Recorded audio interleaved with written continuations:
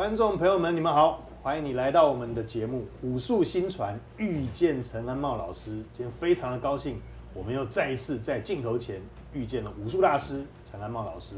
赵管理，赶快先跟老师一起来打声招呼。老师好，大家好，观众朋友你们好。好，还有高世峰老师，嘿，主持人好，谢谢，大家好，谢谢你来。好的，老师，底下有朋友提问，请问老师，其他庙的普渡，我们一样要参加吗？老师，这一题是从上次我们有一部影片在讲中元普渡的时候，我们公司如果这个怎么样拜附近的好兄弟的这一集的影集啦，哦，那他下面底下留言是问这个问题，请问老师，其他庙的普渡，那我们一样要去参加吗？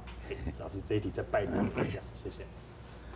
这一题如果提问的人你题目讲的不算清楚，但是我们主持人在替你做这个延伸，还完全不够清楚。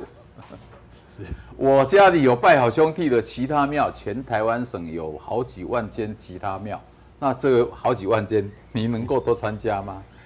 如果我替你做一个阐述，应该说，初一还是15还是月底，我自己家都已经有拜好兄弟了，那我还要不要参加地方的敬主神，还是我们公司所在地的敬主神的那一些普渡？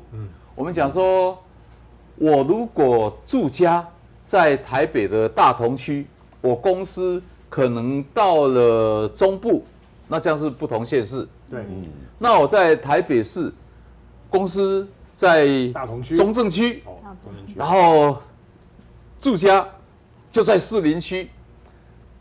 同一个县市，你看不同乡镇、不同区，它就有不同结界的那个敬主神。所以一样，好兄弟在这一区，他不会跨到别区去。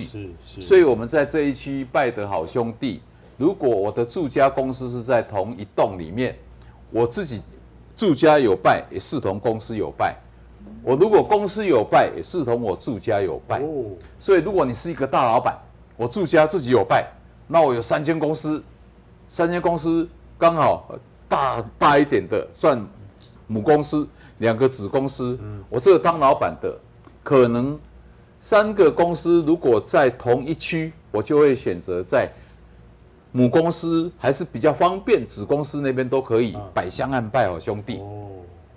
那如果我3个公司都在3个不同区，问我要怎样做比较好？对，我老板只有一个，我这一个老板在母公司，其他的子公司搞不好就可以请代理人、总经理，他们来替老板执行这个拜拜的科仪。是，这叫做不同区有不同的好兄弟，我们供养他们，希望让他们替我们排除一些我们看不见的那些阻碍，这叫做好麻烦哦。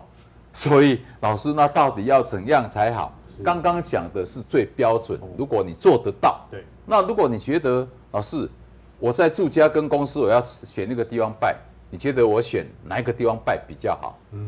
住家就是我们这个家嘛，哈。那公司是不是我们当老板带领其他的员工，有好多家庭，所以我们的住家就可以免，我们就一起到公司协同其他的员工干部，我们一起摆贡品，来拜附近的男女老幼列位好兄弟。那刚刚老师讲的，如果不同区你做得到，那就各自拜。那如果我们都在台北市，有必要分这么细吗？那叫做心里如果有挂碍，我们就不要挂碍，我们只要初一、15月底有做这一个供养的动作就好。他们跟我们有缘，就会守护我们，就替我们挡一些不必要的麻烦。所以只要用心就好。谁叫你要问我标准呢？是OK， 谢谢老师。因为这一题的题目其实范围是蛮广的啦。但是我没想到老师提出来的几个现象、几个状况，例如说，同一间公司同样都在大同区的话，那其实这个只要以一个为主就好了。甚至你住的也在附近的话，那也以一个为主。老师还帮我们浓缩这个题目了哈，也讲了这个我们本来没想到，您也都说到了。这一题真的是非常的精彩，再次感谢您的时间。谢谢老师。好了，各位朋友，中元普渡即将就要到来，这是1年1度一个重要的时间。那我相信老师也说得很清楚，因为各种问题其实五花八门，种种都有。那老师也借观众的这个题目呢，浓缩一下，整理几项你会遇到的重点。